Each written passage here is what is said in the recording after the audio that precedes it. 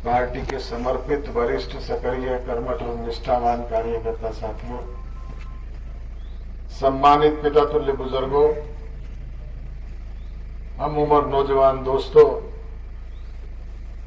माताओं बहनों व कृषि प्रधान भारतवर्ष के उज्जवल भविष्य बच्चों, साथ आए जननायक जनता पार्टी जिला दादरी इकाई के अध्यक्ष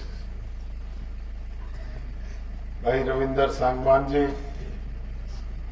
जिला के हमारे हल्का इकाई के अध्यक्ष अजीज विजय शिवराम जी, पार्टी के तमाम समर्पित वरिष्ठ सक्रिय कर्मठ और निष्ठावान साथियों, चारों गांव के सरपंच साहब और सभी मुख्य सम्मानित बंधुओं, आज आप लोगों के समक्ष आने का मकसद आने वाली 7 तारीख को जननायक जनता पार्टी अपना स्थापना दिवस जींद की जुलाना की धरती पर मनाने जा रही है, उसी का न्योता और निमंत्रण लेकर के आपके मध्य हाजिर हुए हैं कि आप ज्यादा से ज्यादा तादाद में वहां पहुंच करके अपनी ताकत को प्रदर्शित करें, अपने संगठन की क्षमता को दर्शाएं। बुजुर्गों और नौजवान दोस्तों, प्रजातंत्र में जनशक्ति सबसे बड़ी शक्ति होती है। सिरों की गिनती से ये फैसला होता है कि कौन प्रभावशाली है, कौन बलशाली है। आपको याद होगा 8 से 8 वर्ष पहले का वो अरसा जब जननायक जनता पार्टी का गठन जींद की पांडु पिंडारा की धरती पर किया गया। तब हमारे पास न पार्टी का झंडा था, न डंडा था, न फंड था, न कोई और साधन थे, न संगठन था तो सिर्फ आप लोगों का साथ था, आपका पीठ पर हाथ।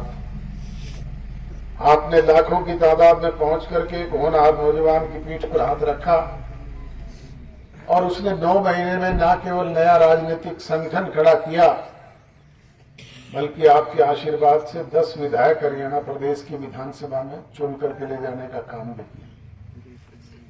उन्हीं 10 विधायकों की बदौलत राजभाग में आपकी भागीदारी हुई।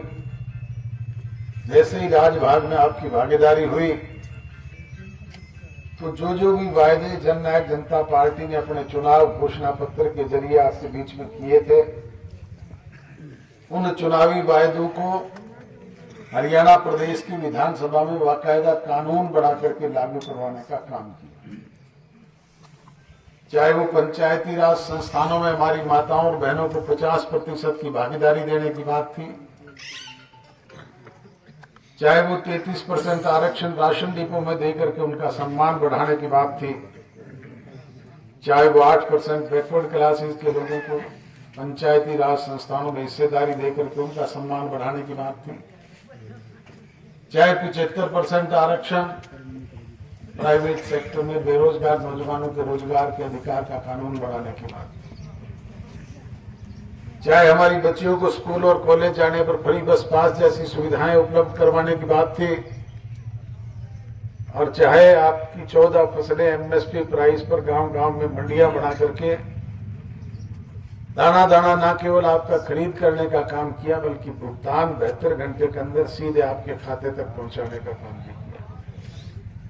इस तरह की अनेक जन कल्याणकारी योजनाओं को अमली जामा पहनाया गया, जिसका सीधा लाभ आम आदमी को होगा। बुजुर्गों और नौजवान दोस्तों, कहने को तो आज भी भारतीय जनता पार्टी की सरकार है और साल भर से ऊपर हो गया है, परंतु आप इस अंतर को महसूस करते होंगे कि आज प्रदेश में पूरी तौर पर जंगल का राज है। कानून व्यवस्था का पूरी तौर पर जनाजा निकला हुआ है।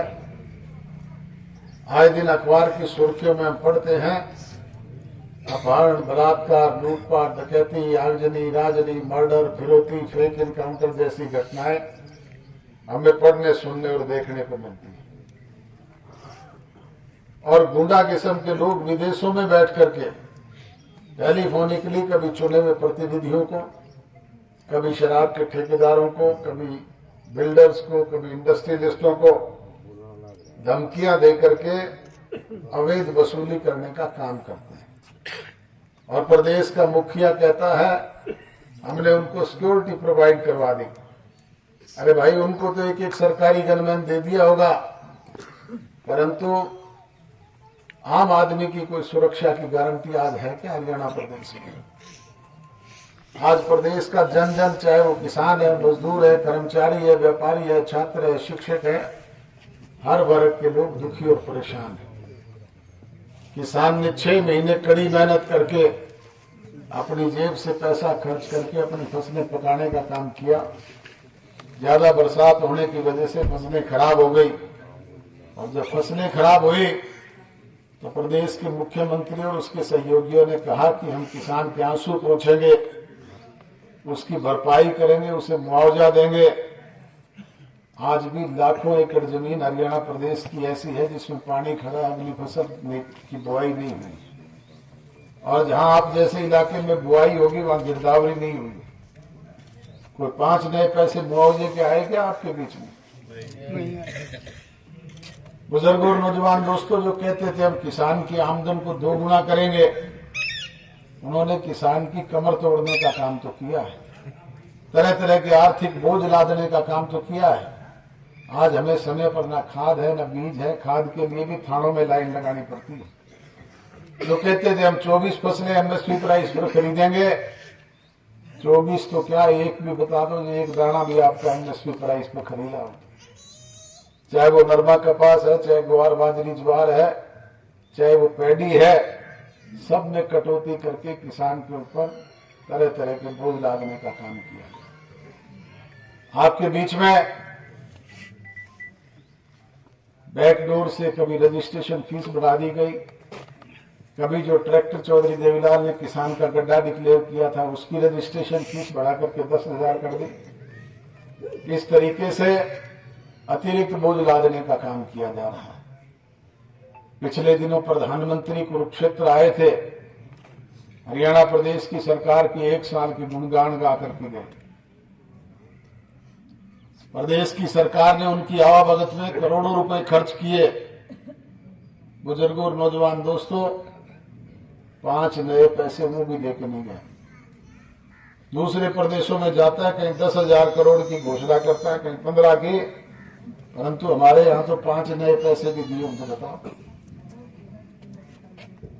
आपके ऊपर तो तरह तरह के बोझ लादने का काम तो किया जा रहा है। प्रदेश में कहीं खनन माफिया के जरिए, कहीं पैडी स्कैम के जरिए प्रदेश को लूट करके अपनी जेबें भरने का काम कर रहे हैं। आज ये हालात प्रदेश के हैं और देश के हैं, ऐसे समय में जरूरत है बदलाव की।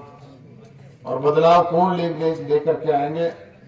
बदलाव हम सब लोगों को मिलकर के लेके आना पड़ेगा। इसके लिए लामबंद होना पड़ेगा, संगठित होना पड़ेगा। और वही कहने के लिए आपके बीच में हाजिर हुआ हूं कि आप आपसी छोटे मोटे मनमुटाव, गिले शिकवे, शिकायतों को दूर करके जाति पाति, धर्म और मजहब के बखेड़े से ऊपर उठ करके 36 बिरादरी के भाई एक झंडे के नीचे संगठित होकर के 7 तारीख को जुलाना पहुंच करके अपनी ताकत को प्रदर्शित करें, अपने संगठन की क्षमता को बचाएं, ताकि निकम्मे लोगों को चलता किया जा सके और प्रदेश में आपकी मनचाही सरकार बना करके वो सुख सुविधाएं और साधन आपको भेजे जा सके जिनसे आप लोग वंचित हैं। बुजुर्गों और नौजवान दोस्तों, मैं भाई विजय का भी आभार व्यक्त करूंगा, धन्यवाद व्यक्त करूंगा कि उसने ये पुनीत कार्य जो सारे गांव को टैंकर दे करके अपने पिताजी की याद में उनके परिवार ने दिए हैं, ये एक पुनीत कार्य है, जिसके लिए इनको बहुत बहुत बधाई है। ऐसे भी इसकी शुरू दिन से मेरे से जब से ये संपर्क में है, मैं वो इसे जानता हूं कि सामाजिक कार्य करने की आदत है, ये इसके नेचर में शुमार है। ये जेल में रहते हुए भी इस तरह के पुनीत कार्य करने का काम करता था। वहां पर भी कभी वो एमडीएच वाले को बुला के, कभी कोई और तरीके से वहां के जरूरतमंद लोगों की मदद करने का काम भी करता था। इसके लिए इसको बहुत बहुत बधाई, बहुत बहुत आभार और आपका पुनः आभार व्यक्त करते हुए यकीन, विश्वास और भरोसा लेकर के जा रहा हूं कि जिस तरीके से आपने आश्वासन दिया है 7 तारीख को आप ज्यादा से ज्यादा जुलाना पहुंचेंगे। आप सबका बहुत बहुत धन्यवाद। जय हिंद।